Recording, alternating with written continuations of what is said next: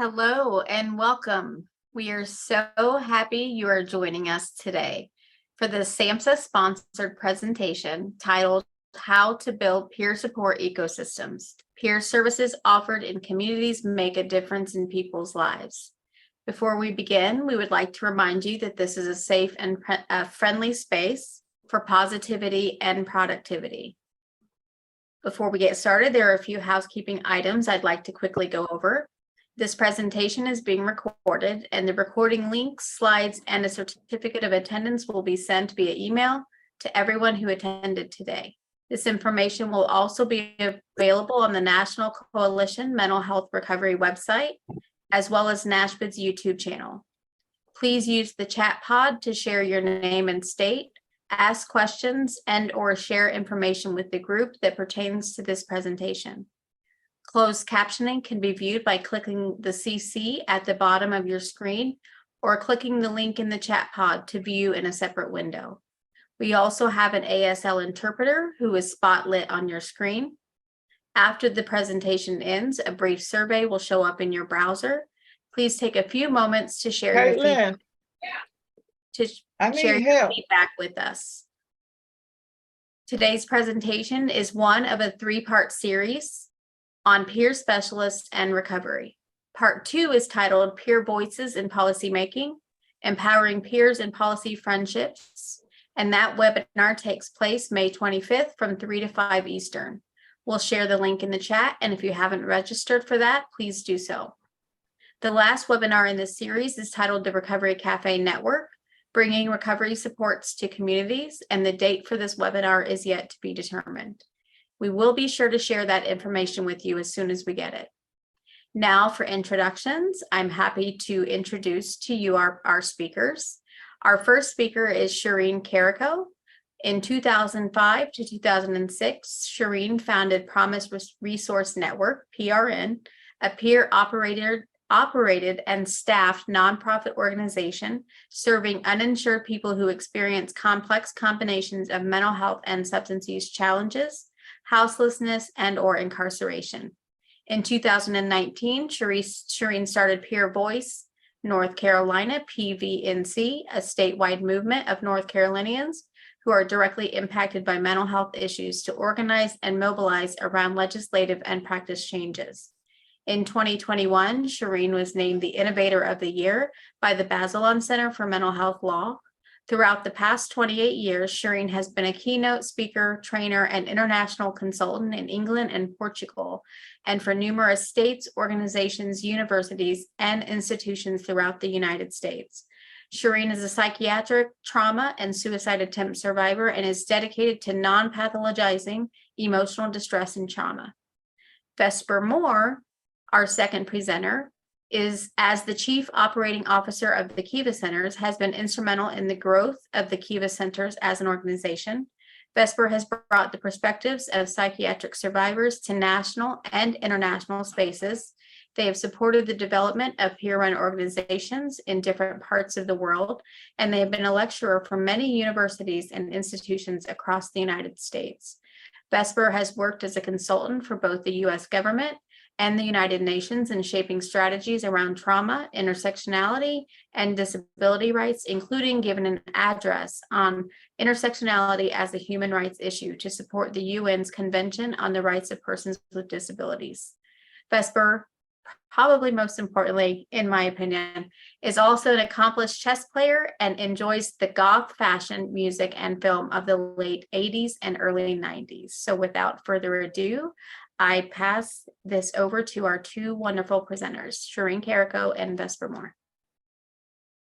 Thank you so much, Amy. And I agree. The goth fashion, chess player, music, film is one of the many reasons to love you, Vesper. Hello, everybody. My name is Cherene Caraco. Thank you so much for joining us. It is truly an honor and a pleasure, and it is always an honor to be able to co-create something with my friend and colleague, Vesper Moore. It's great to be together again with you, Vesper.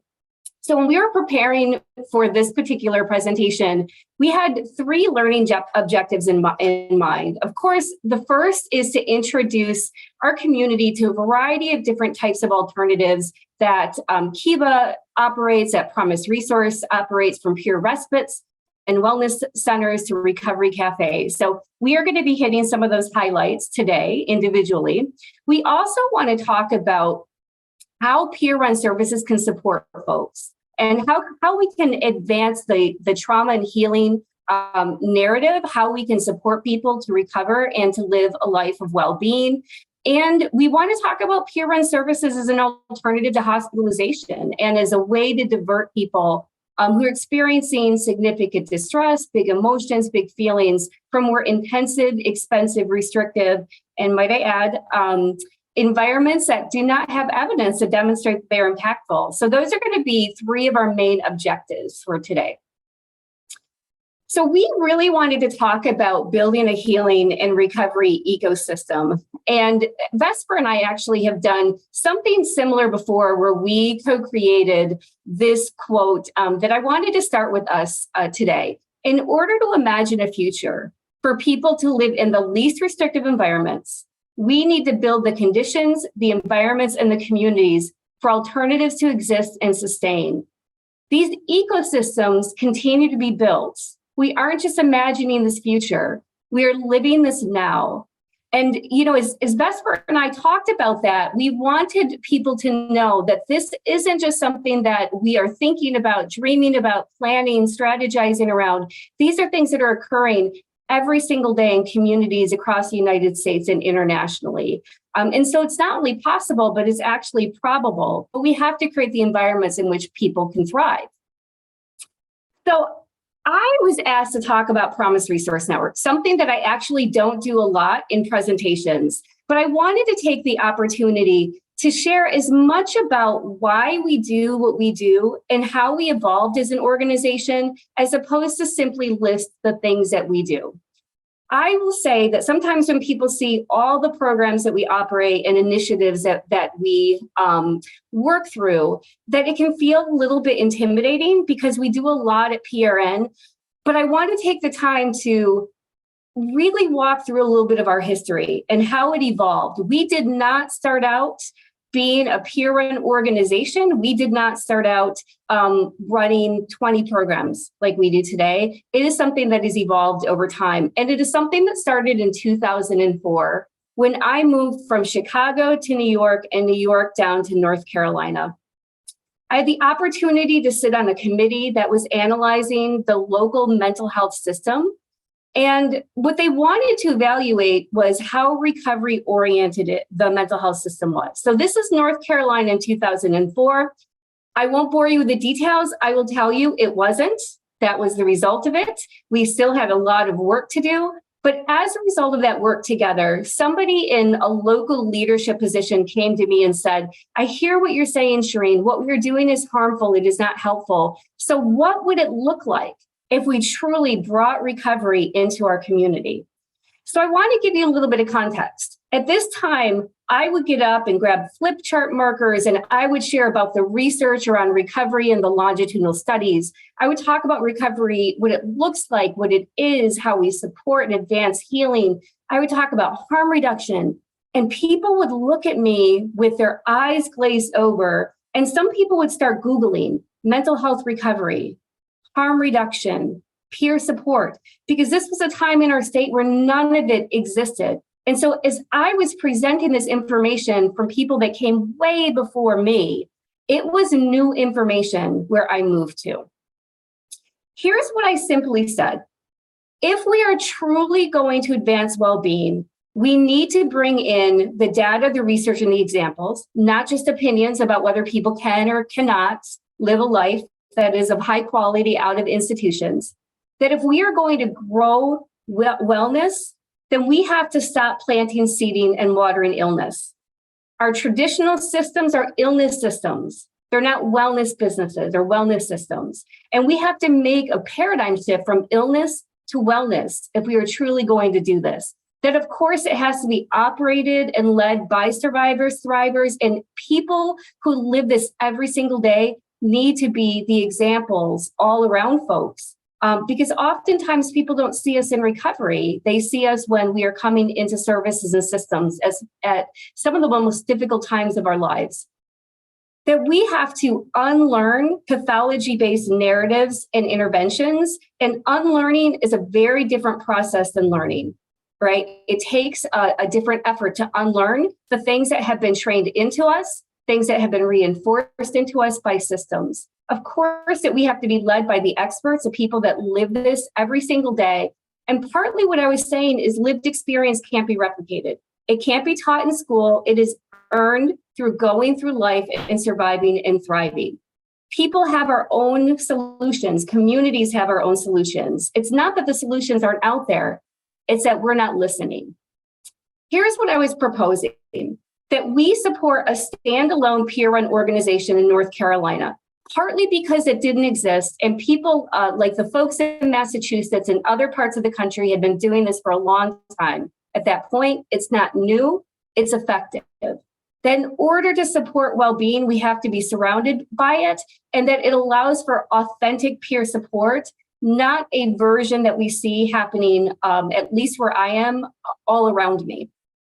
And all of these other things that I won't go through, but these were my evidence or the ask that I had about why we needed to start a peer-run organization. Here's the response that I got. When I talked about community awareness and education around recovery and well-being and healing and harm reduction and all of these things, I was asked this question: wait, you want mental patients to train mental patients? And that is a direct quote. I said, I want people with lived experience to train psychiatrists. And to that, you could hear a pin drop in the room. And I went on to explain that we have to be immersed in this in order to unlearn pathology. We have to be surrounded by it. The second thing that I was told was, Cherene, you're in North Carolina now. Our people don't recover. I can tell you, I have heard this over and over. It doesn't matter where I travel to, what country I go to. I have heard this same sentiment. It's not a North Carolina thing. But here's what I say.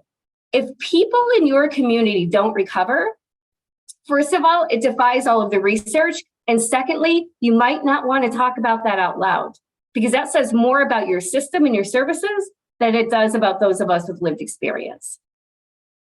And so in the beginning, this was the agreement. We were going to start Recovery University. We started out as a training, education, and technical assistance center.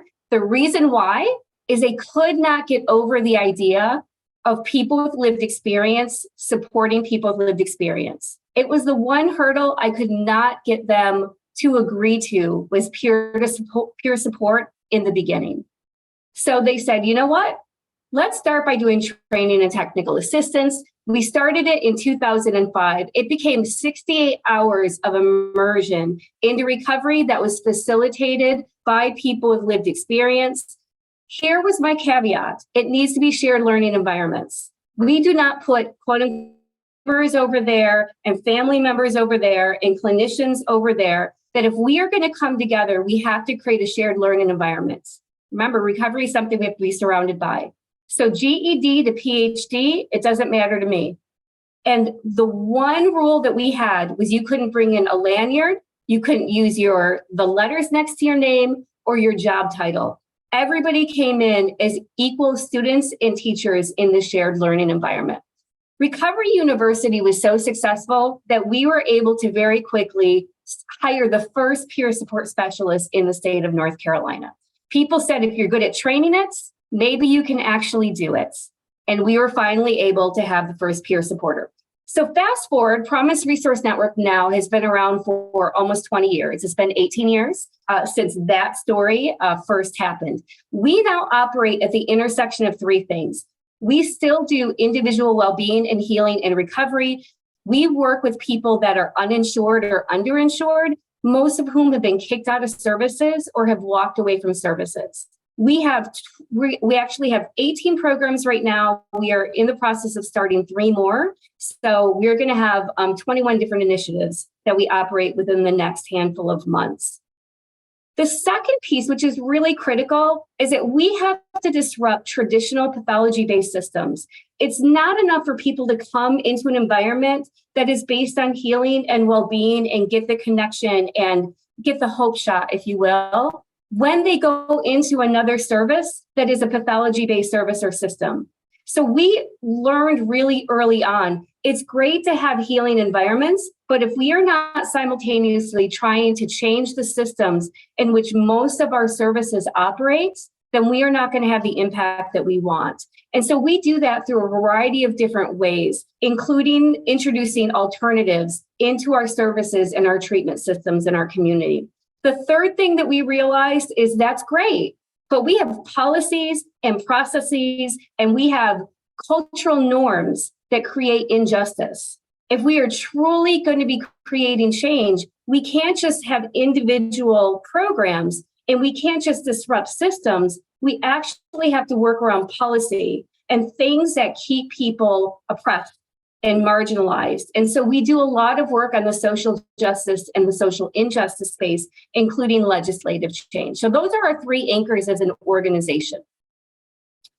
We believe very strongly that all oppression is connected. I may not be a person who has been incarcerated, but I have to care deeply about that experience because it is the same experience, just a different face and a different name. And so you're going to see as I talk about PRN that we traverse many different systems. And it is because we are linked by healing, we are linked by well-being, and we are linked by social justice.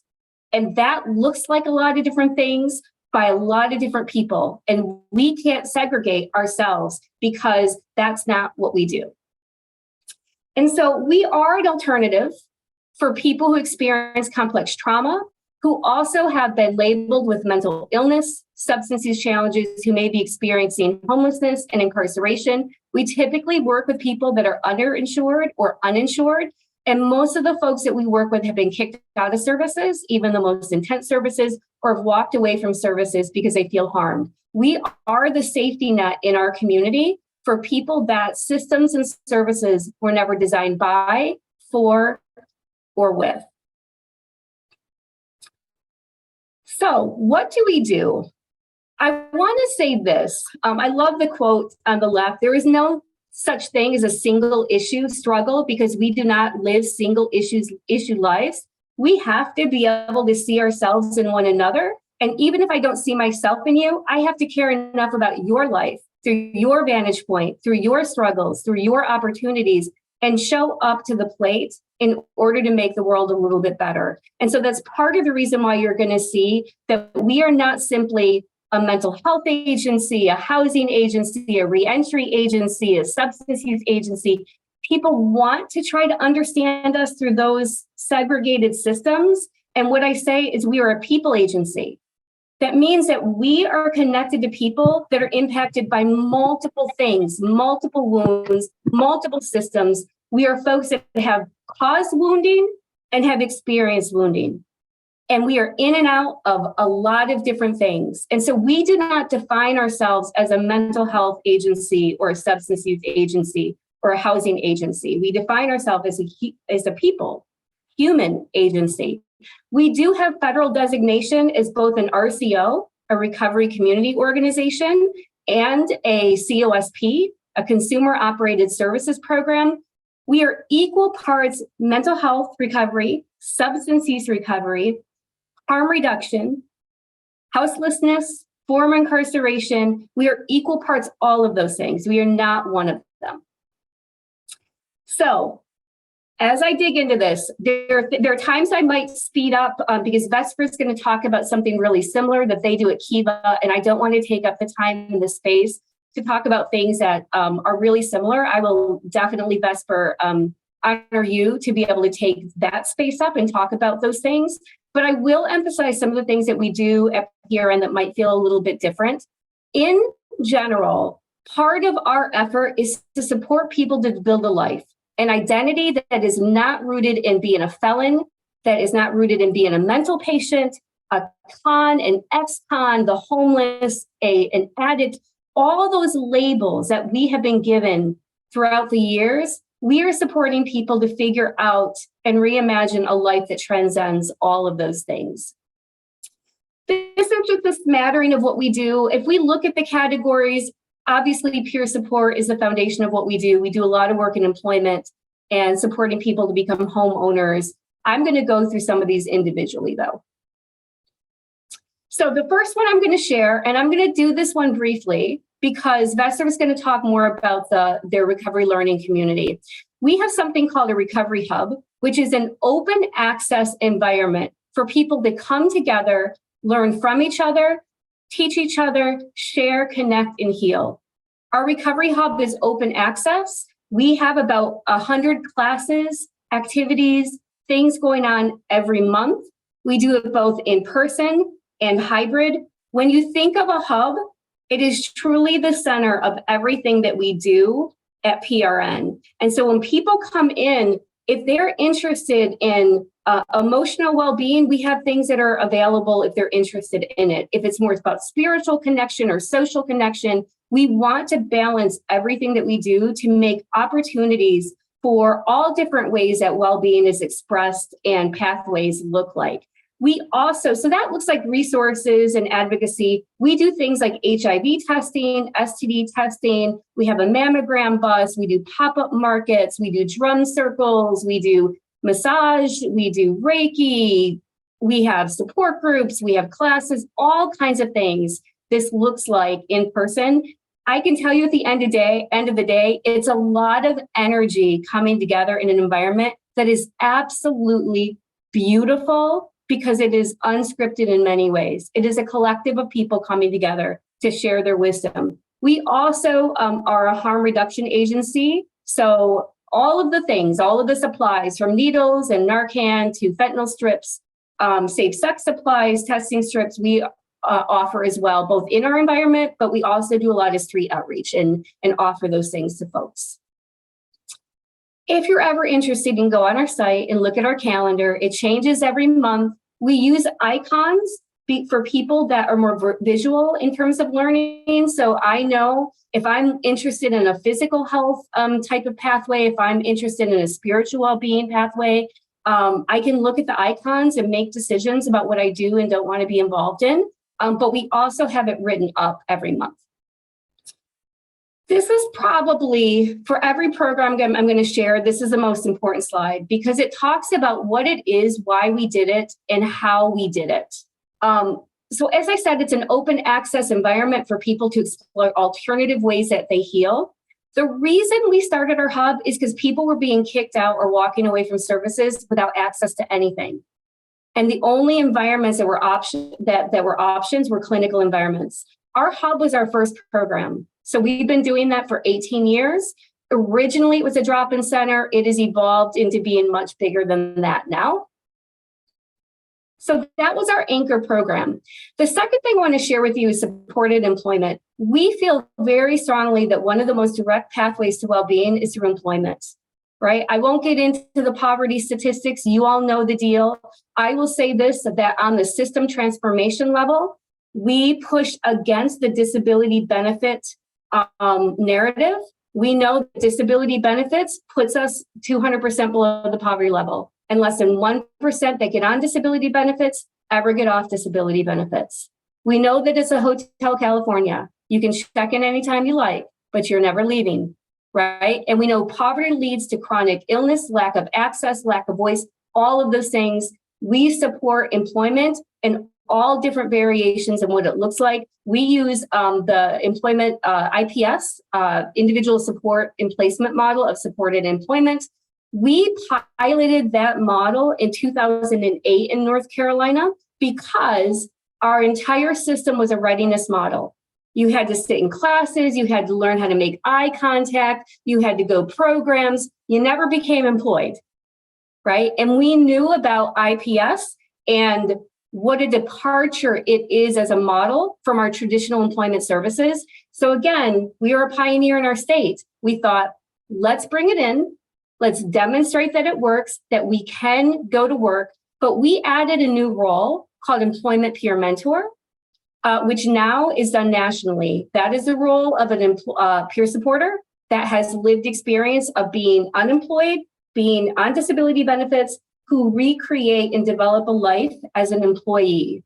And so that is a part of our model now. And we started our first technical assistance center in North Carolina for supported employment. Now we have a DOJ settlement in our state, and IPS supported employment with an employment peer mentor is required in every county in the state of North Carolina, all because of that one pilot that we did in 2008. The third one that I'm going to share is retreat at the plaza. Again, Vesper, I'm going to ask you to go more in depth to peer run respites.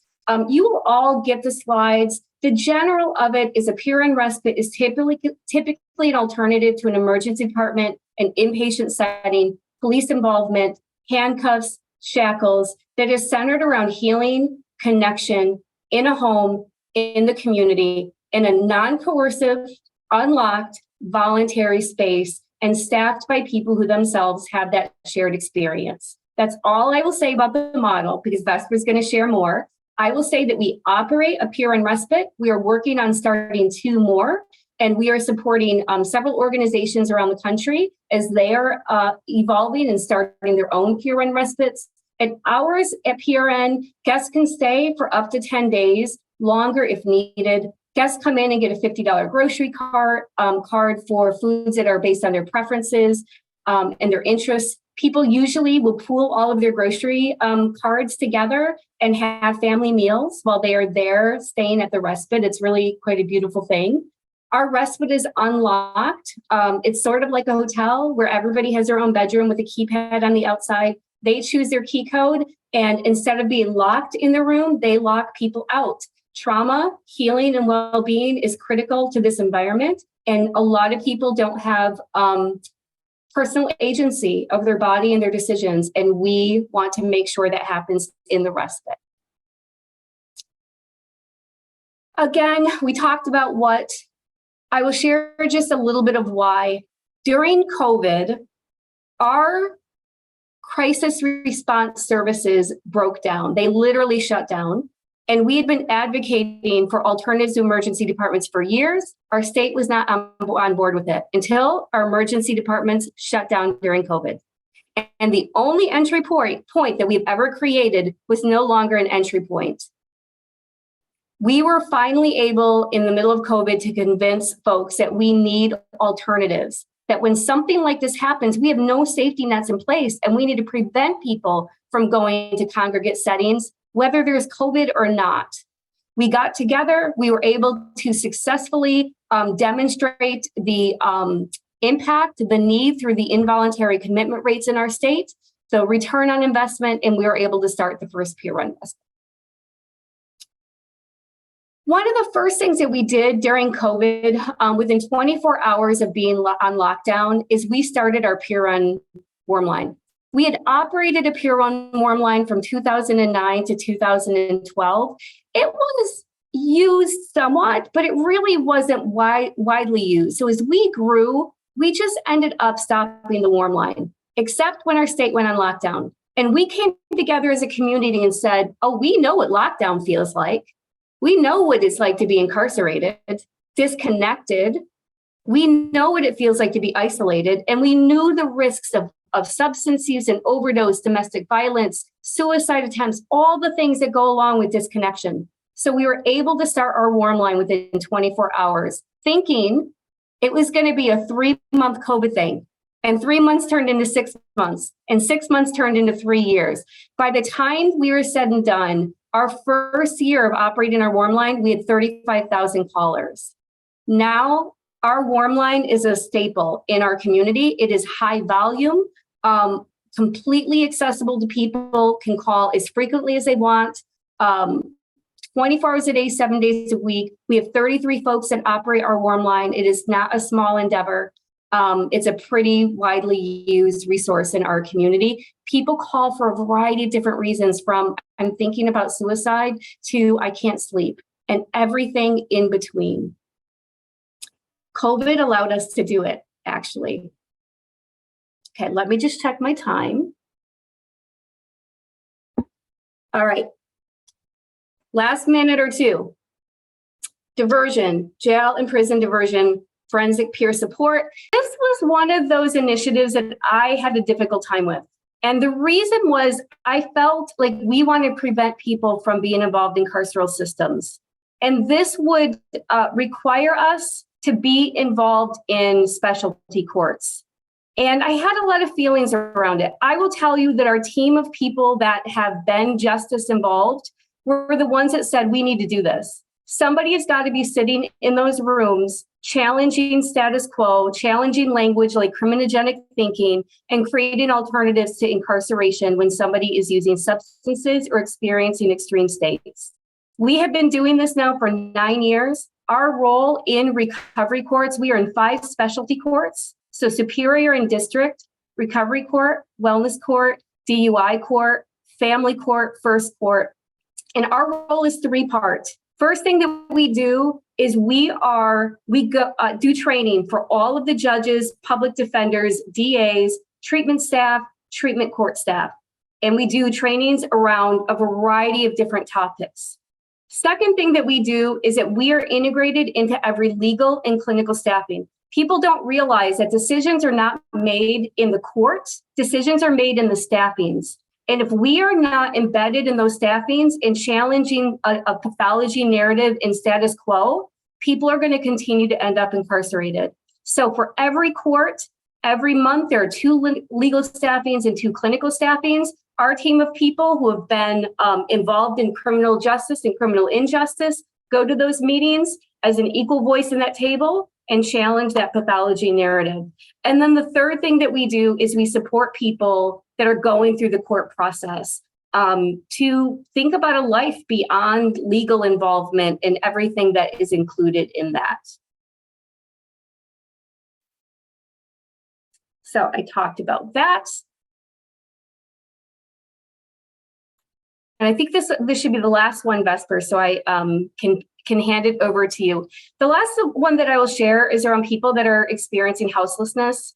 We have a team of people that have experienced long-term houselessness in our community that do a lot of street outreach, working in tent communities, hotels, with folks in their cars. We support folks to navigate systems if they desire. If not, that is okay too. We support people to choose, get, and keep a home, find a home and move toward home ownership. We also have team members that are co-located in shelters to support somebody to get out of the shelter. So we do a lot around people, with people that are experiencing houselessness in our community. It's a pretty large program that we offer. I talked about harm reduction. We are starting the first recovery cafe, so I'm very excited about that. And then we do in-reach. We have a Department of Justice settlement in our state. We have folks living in institutions, adult care homes. We go back in the adult care homes and support people to imagine a life outside of the adult care homes, be exposed to different possibilities, and move out of the adult care homes into their own home if they choose. Okay, let me stop there and say the rest of it, you can go back and look at the other initiatives that we have going on. If you want to connect with me, this is my contact information. And with that being said, Vesper, it's all you, my friend. Thank you so much, Cherene. You're such a spectacular presenter and you have so much to offer. And I always appreciate presenting with you. And I think something that I want to say just really briefly, like as we get into this, is this idea that when we talk about peer support, it has been, valid as an evidence-based practice since 2007. But yet we find ourselves in this place where we are always trying to validate the role of peer support in community and how it occurs and how it can be more implemented. So I'm going to start over with just like a Kiva Centers overview, and we're going to really talk about different peer-run initiatives that we've been working on since 2007, but we have a long legacy of like how exactly we got here, and I want to start there.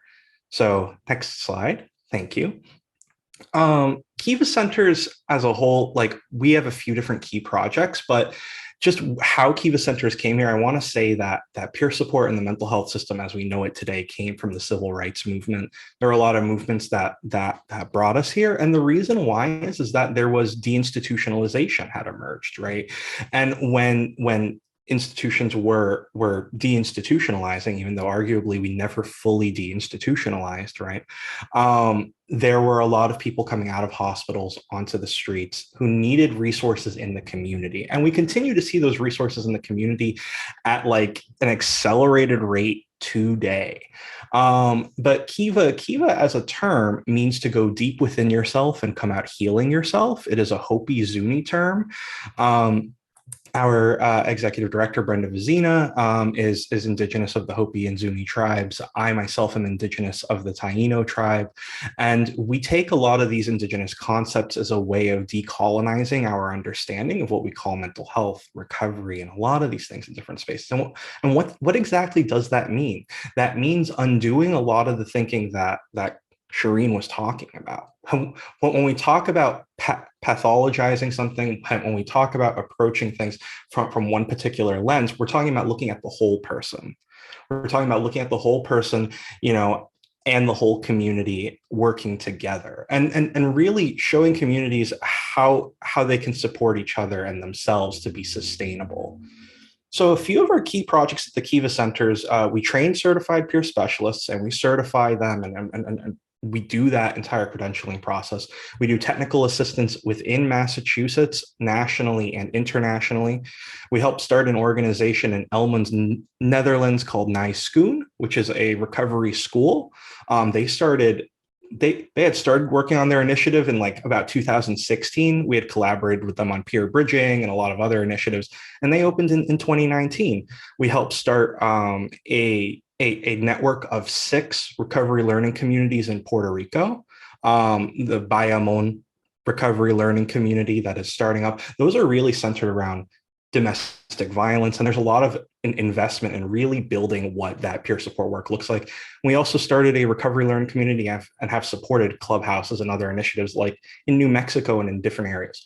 Why is this a thing? Because the recovery learning community, having a peer-run organization that is governed by people with life experience, from its board of directors to its executives to its managers to every person working in every role, even the contractors that we hire are often people in recovery or people with life experience coming into the space.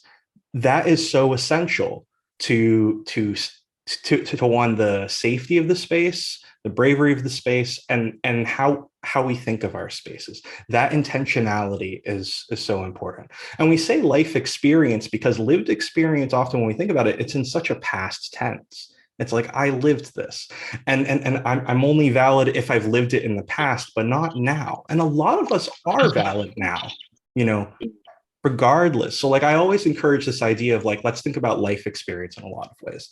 We have a peer support line, a peer support warm line.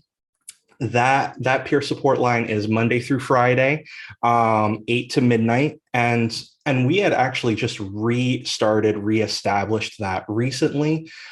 We had it prior to COVID, and there wasn't as much of a need. And then when COVID had happened, people were like, we do really need this support. So we've had that resurgence and that importance of the peer support line. And we actually, as we've started, we've seen such an immense rise in calls. We don't have the exact number right now, but we are getting callers from various cities in Massachusetts and beyond. And I understand that usually a warm line or a peer support line is specific to that state, but as Kiva Centers has grown, we have had an online community that's been growing strong 7 days a week because we've been really committed and dedicated to the values of disability justice.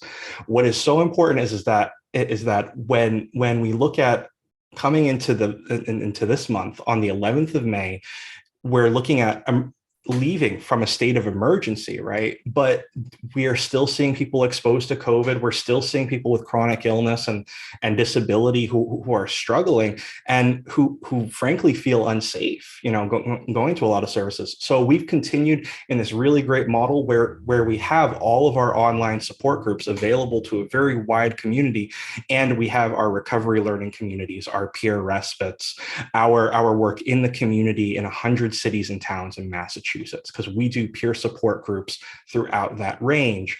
And the reason why is that when the recovery learning communities were started in Massachusetts, the idea was that it was about people and not places. It was about being in the community with the people wherever they are, right?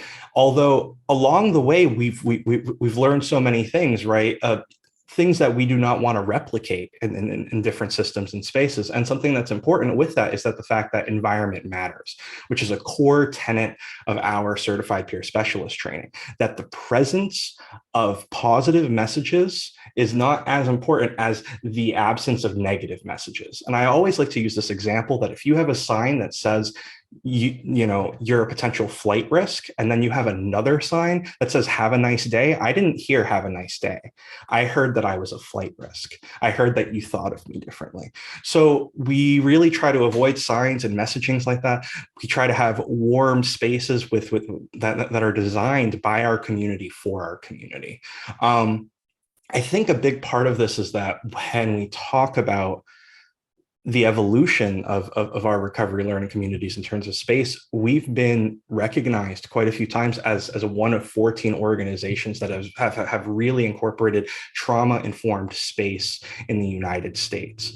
And what we mean by that is that we very intentionally have open space so people can see and be aware. We have community artwork, right, up in the space. We have culturally informed space that is constantly shifting with the community and having intentional conversations about it.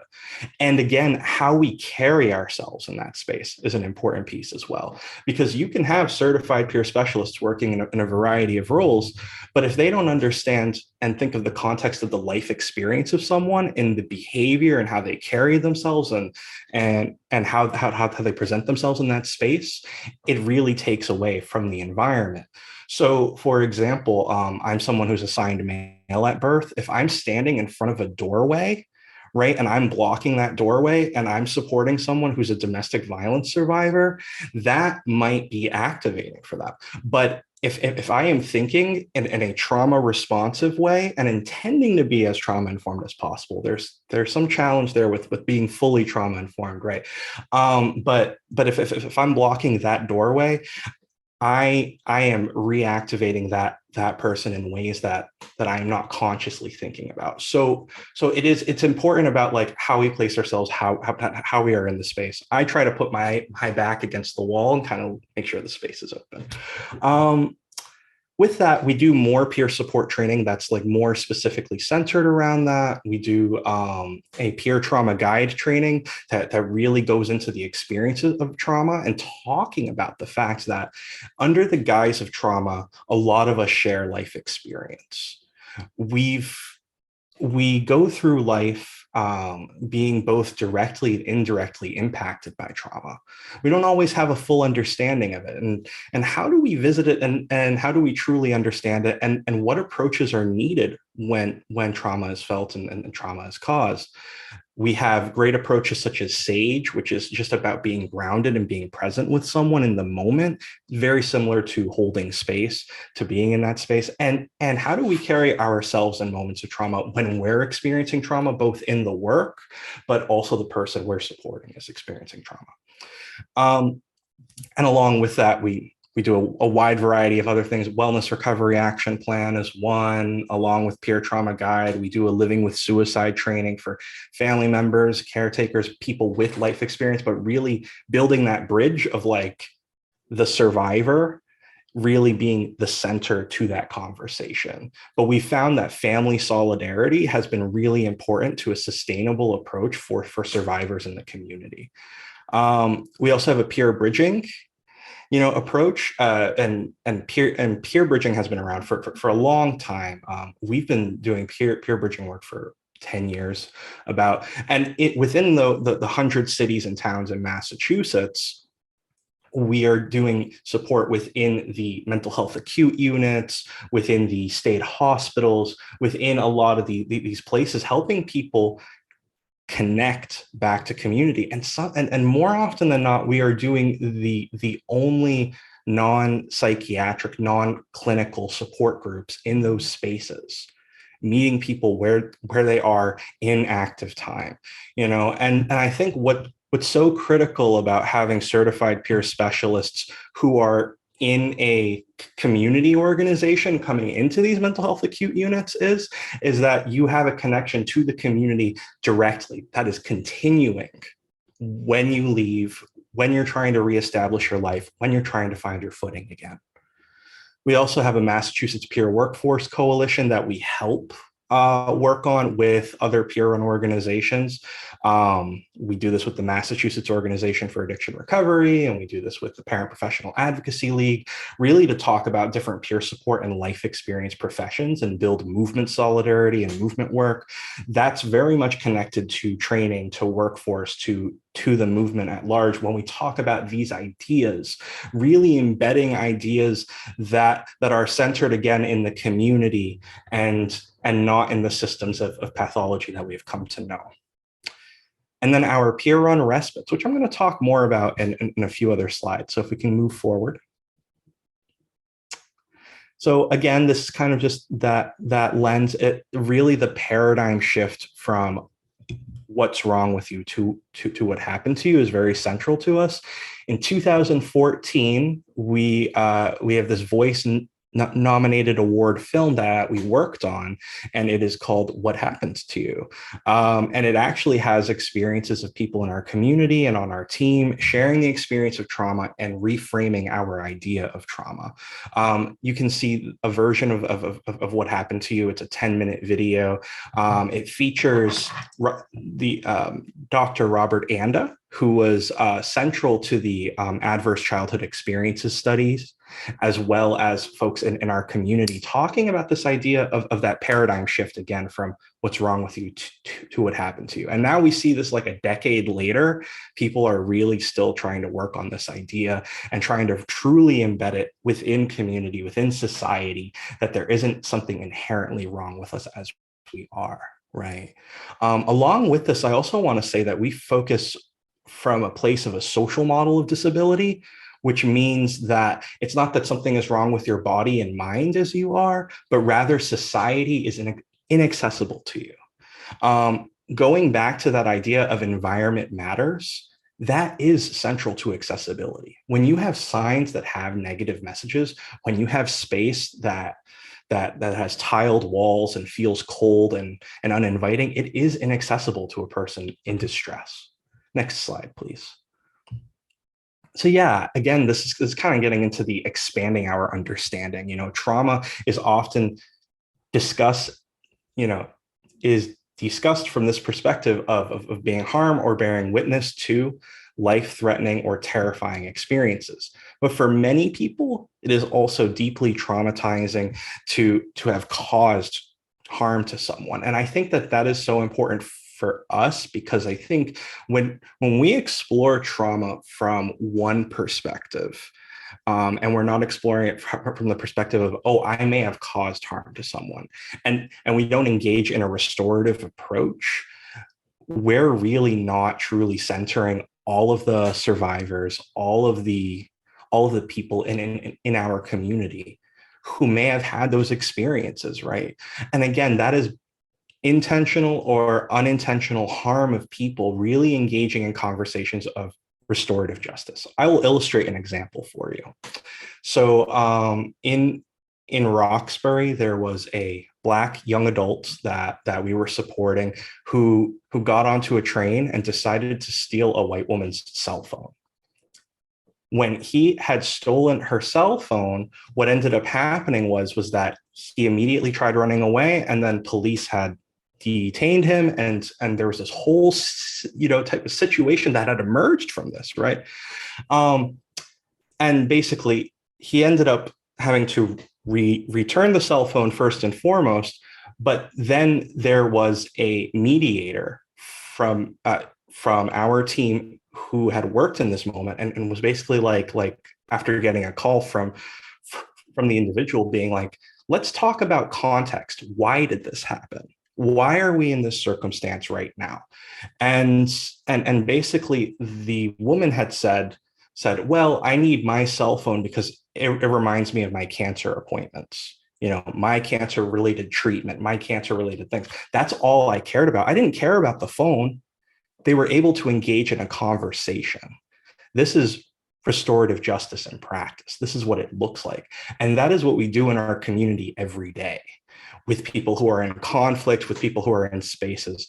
Another example was that, I, as a peer bridger, because I had started my career as a peer bridger, was on a psychiatric acute unit working with someone, and a person was deaf, and they were signing. It was during a party that they had wanted fruit punch, right? And when they were signing that they had wanted fruit punch, one of the people working on the unit thought that they were trying to indicate, I'm going to punch you in the face, right? They didn't have a cultural understanding of signing and motion and all of that. So for us, it's so important to try to center culture, disability culture in every conversation, and deaf culture is a part of that. So because that mental health worker didn't know that they were asking for fruit punch, it was a situation that had almost escalated. And I, although I am not a deaf person, was able to step into that situation and say, I know that they're signing for fruit punch. And I know that it could look aggressive to you, but it's not. It's actually, they are gesturing that they really want it, right? They're trying to show you that. So cultural responsiveness and a cultural humility type of approach is so important to what we do at Kiva. Next slide, please.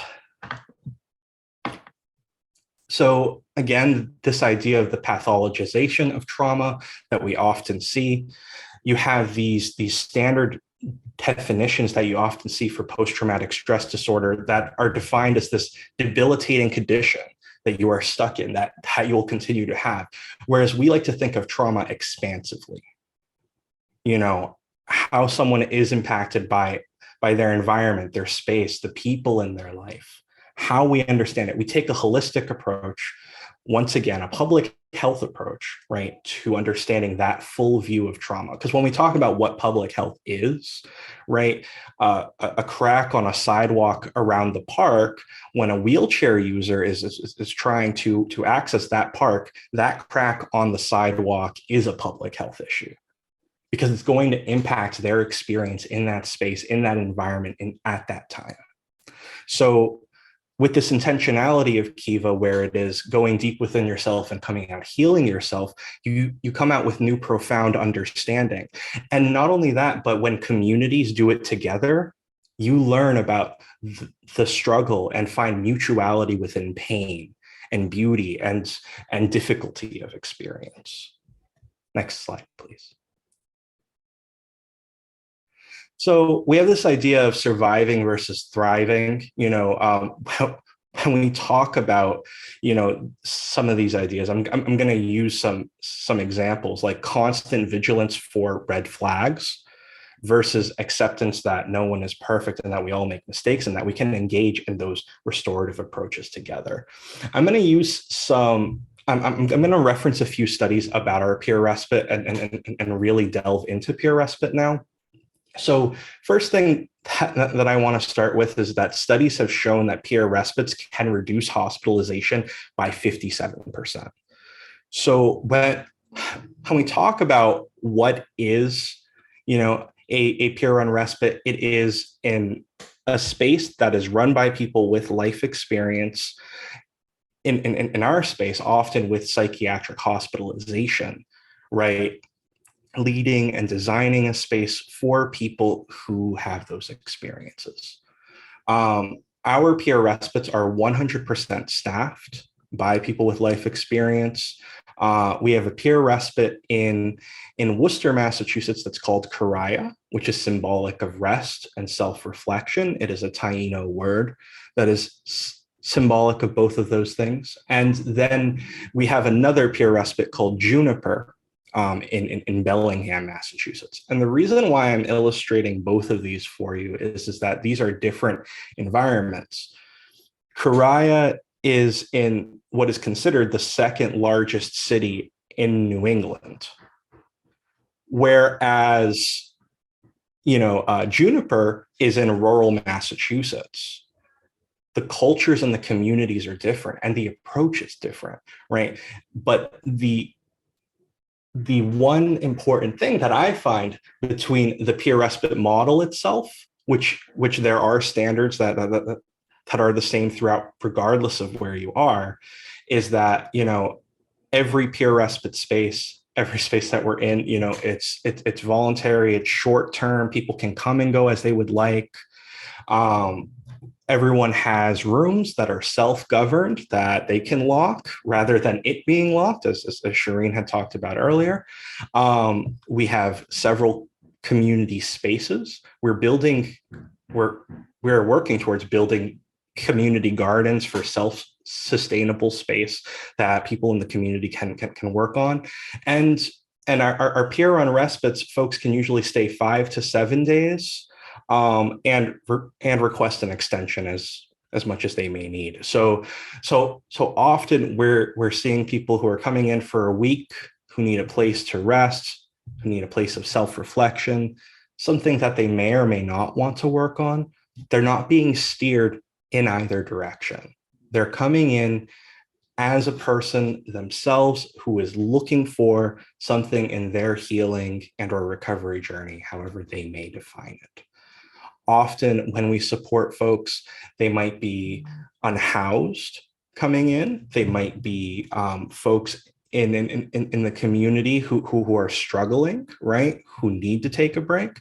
They might be folks in an inpatient setting who are like, I want to stay at this respite, or someone who's trying to prevent that hospitalization entirely. We have supported 670 people, closer to 700 probably by now, since we opened our peer respite in 2021. So I think that's very important. I think what's unique in terms of when we talk about Juniper and Coraya and the work of the Kiva Centers and what we are doing, we've established a mobile peer respite model, and that mobile peer respite model supports folks in the community, whether if that's in person, virtual, phone call, however the person would prefer, for up to 4 hours at a time, with a minimum of maybe 30 minutes or an hour if the person would like. And we do that multiple times out of the week, and we do that throughout the state of Massachusetts, throughout the Commonwealth. So I think that's very important as well, that our respites are open to folks across Massachusetts. I also think that what's been really important about our peer respite model is that we've really seen that once folks have engaged, that they're staying out of the hospital longer and longer. We talk about that number, 57% of hospital, 57% reduction in hospitalization rates. But when we think about that, when we think about how we really get there, a big part of that is really being in a space where you are trusted to govern that space, be yourself in that space, and really connect with someone who can relate to that experience. Because once again, when we are talking about accessibility, it is also about that mutuality, that connection, and how you are connecting with someone. If I'm someone who has been unhoused and I'm trying to talk about my struggles of being an unhoused person, which has happened because I myself have been unhoused, and I'm talking to someone who hasn't experienced that, I am always going to feel like less in that conversation. So I think something that's really important when we talk about access is that life experience, and that sharing of life experience and that transparency can be central to any model. But when we talk about peer-run organizations, where we are talking about the sustainability of communities that are able to run themselves, connect with themselves, and models where these ideas are already embedded, right? in the programs, in the initiatives, in the community. Next slide, please. We will move past this because we already talked about kind of that overview of trauma as a communal and a systemic approach. These are our pillars of trauma healing that we follow, which is really this idea of equitable environments, not necessarily equal environments, because we understand the impact of systemic oppression in all spaces. And we talk about mutual relationships. And if relationships can't be mutual, that at the very least, they are reciprocal. At Kiva Centers, we work for all of them to be as mutual as possible. But if you're an organization that might not be peer run, or maybe there are other roles where there is a power differential, reciprocal relationships are important. Transparency is important. Transparency first. Talk about education related to trauma kind of throughout everything that we do. And I think a big reason for that is that when we look at what is at the center of emotional distress in society, it is the impact of trauma. It is whether if it can be directly or indirectly felt. It is whether if we recognize it in our own lives. Trauma is so central. And I think getting past that idea where it's like trauma has to be this medical debilitating condition, and instead focusing on it in such a widespread social way is important for us to revisit a lot of the ideas and the ways in which we understand people with life experience in our society. Next slide. So these are kind of our wider principles of trauma healing environments. At the center is engagement and creation. If you notice, I'm not saying peer involvement. If you notice, I'm not saying, peer consultation. I'm not talking about people being briefly offering input and then designing something from it. I'm talking about engagement and creation. The inception, creation, and design of everything we do is done by our community from the ground up. That means policies. That means space. That means how we approach situations, how we think about situations. That means conflict resolution. That means everything that we do, we involve our community as much as possible. And you might be like, how do you do that? What are the ways? Well, we have intentional community gatherings where we discuss all of this and we work on this together that kind of govern a lot of the ideas and a lot of the things that we create. And we also have all of our peer facilitators in our recovery learning communities who are working in the community, facilitating groups at coffee shops, libraries, community centers, more recently, barbershops, salons, parks, a lot of these different places, right? Every person with that life experience is trained in a peer support approach, but they are also, as a community member and as someone who's just a part of our Kiva Centers, is really, working with folks in that area, generally they're from that area, talking about how that group should run and like what that community needs. We're not coming in saying like, hey, you need this approach, but rather the community's like, we've been doing this for a long time, but we haven't been able to formalize it or build it or have someone who can support us with this. And then we come in and we support it, we build it, we work with the community. And then we process experiences together. Processing traumas, life experience, and emotions are so critical. And once again, not from a lens of how do we manage your symptoms or find treatment or all of this, but instead, how do we process what you are emotionally experiencing in that moment? And then giving back and being a change agent, that dedication, that advocacy is central to peer support. The idea that we are, changing systems and society and how we understand each other, that we are taking an anti-ableist stance, an anti-discriminatory stance towards community healing and healing together. Next slide, please. We have some pictures of those peer-run respites. I'm going to start with environment matters, though, on this slide. So certified peer specialists support people in creating spaces where people feel safe to express themselves fully. We can't guarantee safety, and I don't think that we should assume safety on anyone. Some people talk about brave space, entering a space bravely. You may or may not like that term or that approach, but the truth is that even if we don't feel safe, the intention is that if the community designs it and the community works together and we think about every piece of that environment, it's going to be as safe as possible, even when safety feels unattainable. And here are some examples of different environments, whether if that's a spiritual environment, a home space, an art space.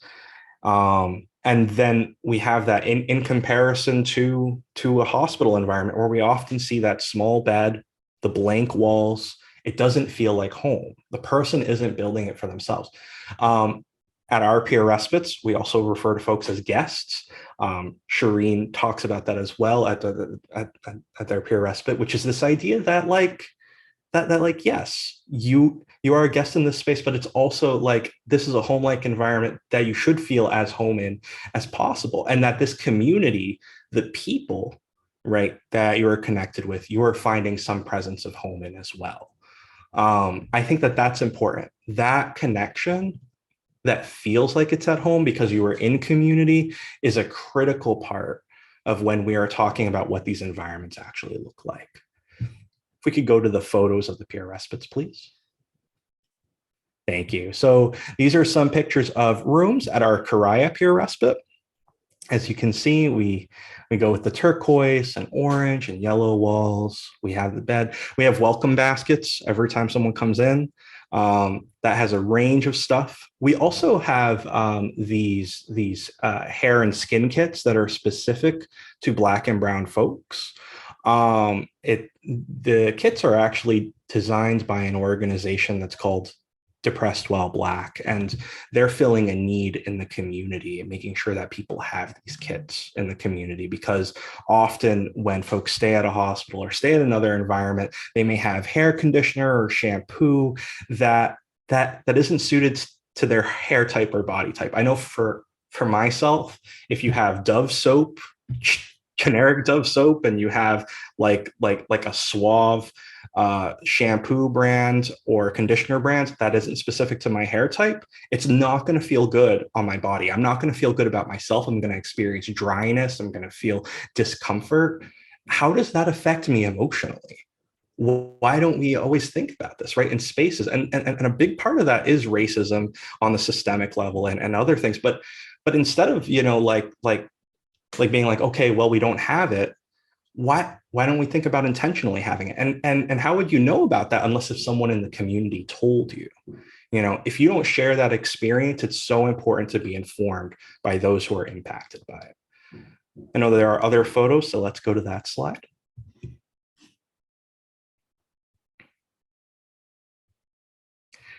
So I do think that this is an important concept, so we'll pause here for a second. Consensual healthcare and dignity to take chances. You can't reach the top if you are not allowed to take that climb. That is so critical. And then this is our website. That's kivacenters.org. I left my email in the chat, but I'll leave it once again. Thank you all for your time.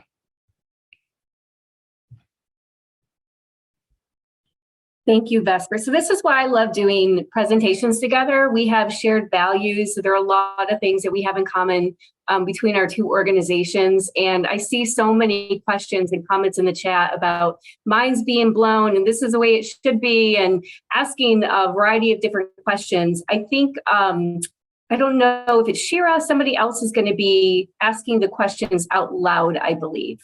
Yeah. Hi, everybody. That was such an amazing presentation, Cherene and Vesper. Thank you so much for that. And we have so much positive feedback in the chat. That was just incredible. So I am going to ask some of the questions. So the first question we have is whether the services that you've described are county or privately funded. Ours are, it's federal funding that's then brought to the Executive Office of Health and Human Services. That's then brought over to the Department of Mental Health, and then is brought to us as the person who's providing it. And I know a lot of people talk about this barrier in different states. Like we've talked to folks in Indiana who are working to start a peer respite. We've talked to folks in several states and places who are looking to start peer respites. And some of the barriers often are that it depends on what the allocation of funding for community and residential supports looks like. Sometimes you need like a specific grant or initiative that is called a peer respite grant or initiative to really start it up. Sometimes you need an earmark or a bill to really get you there too. I would just add that for us, we are intentional about who we accept funding from, which I know may sound odd, but we turn more funding away than we accept as an organization, because not all money is good money.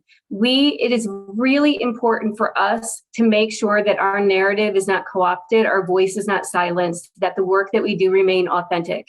And there are people that will come to us and see our evidence or the impact that we have, or want to be a part of this, amazing movement that we're all part of, but they wanted to turn it into something that they feel more comfortable with it being. And we cannot have that. If I lived in a different state, if I lived in Massachusetts, for example, I would accept state funding. I don't. So I don't. Where we are, we do not accept state funding. And as an organization, we do not accept Medicaid funding.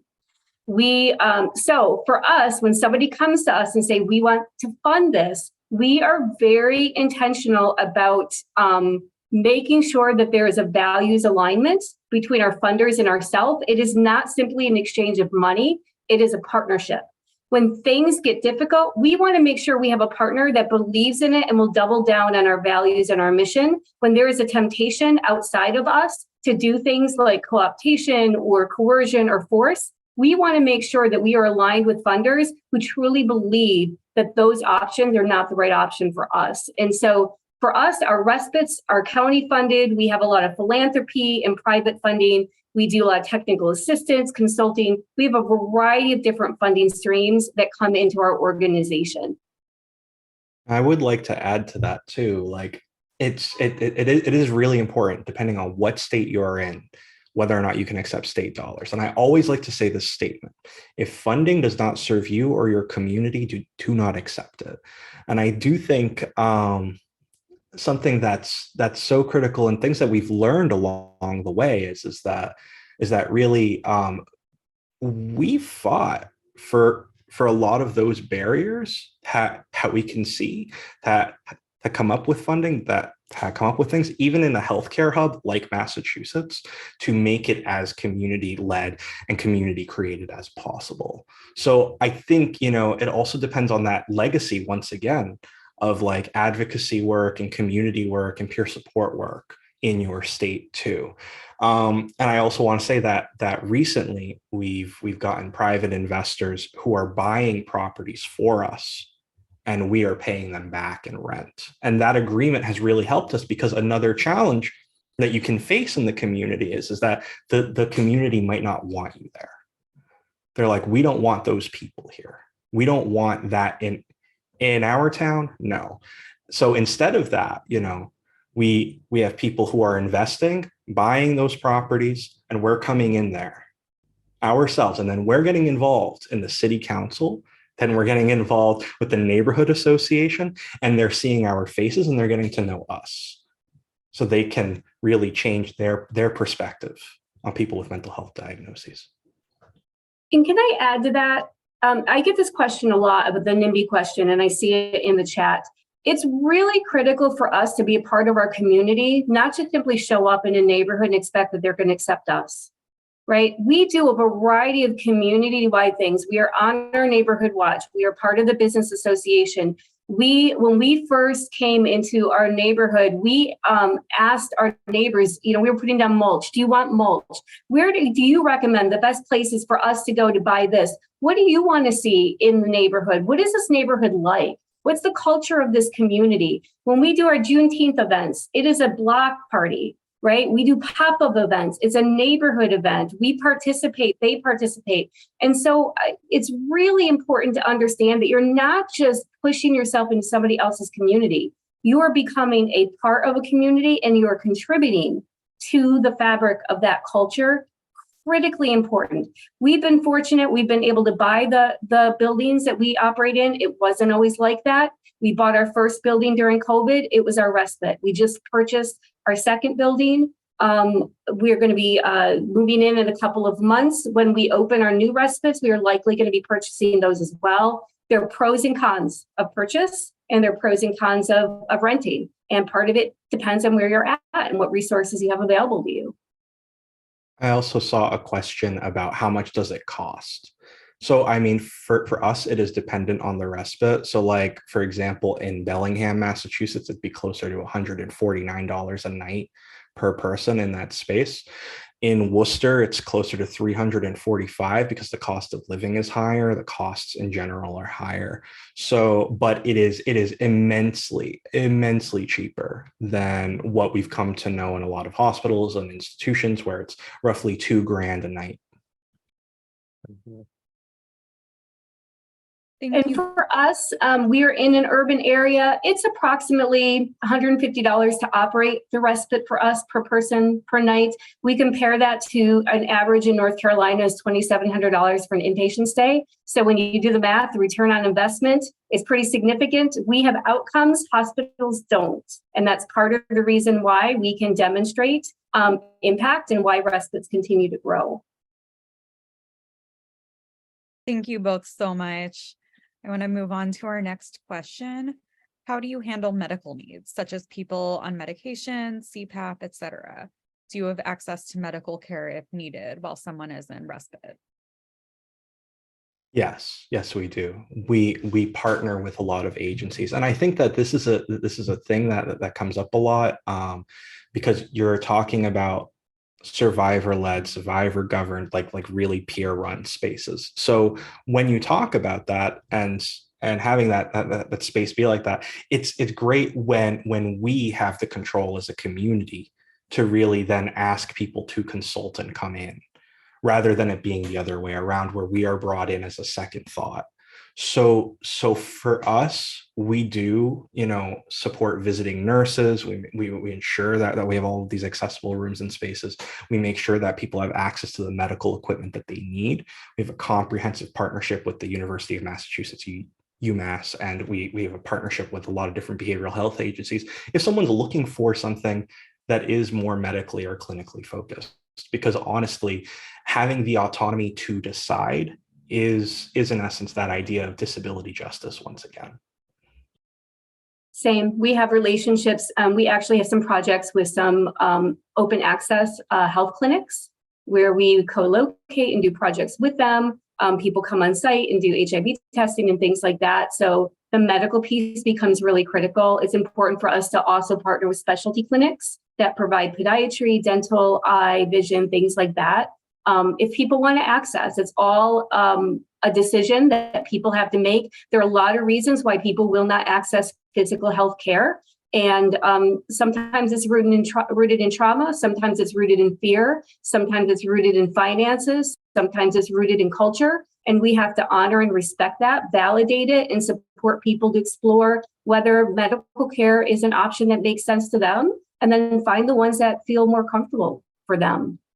Can I answer Jerry's last question, because it's kind of similar around the medications? Is that okay, Shira? So Jerry asked, and this was on the heels of something else, Jerry, that you asked that I already responded to. Do people who lack insight that something is awry in their brain, often due to psychosis, find you? Are you able to help them access medication when appropriate? So I will say to you that we have many, many, many, many different expressions of emotional distress and what gets labeled as mental illness. People that come to us with a variety of different experiences. Most of the people that we work with have been kicked out of services or walked away for fear that they're going to be incarcerated against their will, or they're going to be forced medication and injection. We are not seeking insight. Oftentimes what happens is What I think you should do is my wisdom about your life, but it's not necessarily your wisdom about your own. And so when people come into these spaces, I'm not trying to convince you of anything. I'm not trying to get you to think what I think about you. I am not even characterizing people in terms of insight or lack of insight, functioning versus non-functioning. That's not how we see each other as human beings in a peer space. What I will say is if somebody finds that medications are helpful, we will explore those options with them. And we will explore ways to access them in the places that feel most comfortable. If somebody feels like medication is not the right thing for them, we are going to support that as well and talk through alternatives. I did it without medications for many years. It meant that I had to do a lot of things in my life around my lifestyle. And I chose to do that. And it was completely okay and valid. That's what we do with other folks. We find that medication is not a panacea. It is not an answer. It is not a one size fits all. For many of us, it actually is experienced as harmful, not helpful, and can feel very toxic to our bodies. And so we do not push people on medications, off medications, nor do we put a value judgment on medication as an option and a tool. But yes, of course, if medication feels right to somebody, we're going to support them to explore that option. I'm going to quote a statement too from an organization and a community that I admire greatly, Project Let's, which is this idea that psychiatric medication can be both life-saving and life-destroying, and we have to contend with that as a society. That like people have those different experiences. Now, we're not here to define it for them, right? That it's really the idea that they should have access to know how to get off that medication, or how to stay on it, or how to increase, or how to advocate for themselves with their relationship with that. So I think that that's an important thing to note as well. Thank you both. We have another question about peer respites, and it's asking whether people with acute mental health emergencies come to peer respites. Yeah, I mean, I would say for us, it is if someone is reaching out for support, we generally contact them back within the 48 hours because we get a lot of requests. And we're not really defining whether or not if it's acute mental health care, or if it's this means a crisis. It's if this person feels like they need support. And, people often ask, like, do you prioritize certain people? Do you focus on certain people? Do you do this? Do you do that? And really, what we want to ensure is that someone has a place to go after they stay with us. And we've had occasions where people have stayed with us for 30 days because they were unhoused, and that's actually the absolute maximum amount of time they're supposed to stay with us, so we could have those spaces available. But at the same time, there have been moments where it's been so important. I'm going to use one example where there was someone in our community who wanted to stay at a sober shelter, but they couldn't stay at the sober shelter until they stayed at what's referred to as a wet shelter first, right? So they had to compromise their sobriety, potentially ruin their whole life, right? And then not even access that sober shelter. So for us, them being able to stay with us for 30 days, that saved their life, So it's different, circumstance to circumstance. We always default to humanity. That's what it comes down to. We have people that have many different expressions of mental health distress, emotional distress. And we are not here to judge whether that is more distressful than somebody else's. We welcome all people into the space. I do want to give the statistic because I think it's really important, and a misinformation that happens when people say, well, you work with people who aren't really sick, right? Who aren't really mentally ill. And all I can say is come and be a part of a community like this, because a lot of the folks that say that have never seen a community like a peer-run organization and what that environment feels like. So that's number one. Number two, I will tell you, we have been operating in our community for 18 years. We work with people that have been deemed too sick to be served by public mental health services. So ACT services have kicked them out, right? I can't emphasize that enough to all of you, the folks that we see at PRN. In 18 years, we have petitioned for one involuntary commitment. And it was because it was somebody who was trying to die by police officer. It is the exception rather than the rule, that somebody needs that type of life saving. And when I tell you, we work with people that live on the streets, we work with people that have done, face life in prison. We work with former gang members. We work with current gang members. When all you have is a hammer, everything looks like a nail. And if we don't build out these alternatives, we are going to continue to default to the hammer, and everybody's going to continue to be a nail. But when you are in community with people in a humane, healing community, it's amazing how we support people through all variations of distress without defaulting to, you are dangerous, you are sick, you are broken, you need to be hospitalized, or you need to be injected with medication. When that becomes the last option, all of the other options are tried, and it's amazing how people will heal. I want to add, and I know that we only have so much time left, but we invest in community-run, community-governed refrigerators that are stocked with food. As in, we go and we stock all of these refrigerators that are outside. They have food bank cabinets, that they have all of the space, but again, the community can access it. They can just open that refrigerator door, grab the food they need, and then go at any hour, 24 hours a day, 7 days a week. Yes, Woo Fridge. Thank you, Lydia. And we stock all those fridges, and there's 5 of them in Worcester, and but they're expanding and expanding to different regions. And I think that that's so important, that community governed piece. And we do that in a lot of different spaces. We've been working to also include in all of our spaces gender affirming care supplies. So we're talking about breast formations, we're talking about binders, we're talking about corsets, we're talking about outfits and clothes that are in all of our locations, our recovery learning communities, our peer respite spaces, all of them, because gender affirming care is important and critical and should be everywhere. Right? It should be in every space, in every community. So when we think about what access looks like, we talk about, some people like to say low barrier, I like to say no barrier. Just, it needs to be there immediately. Yep. Agreed.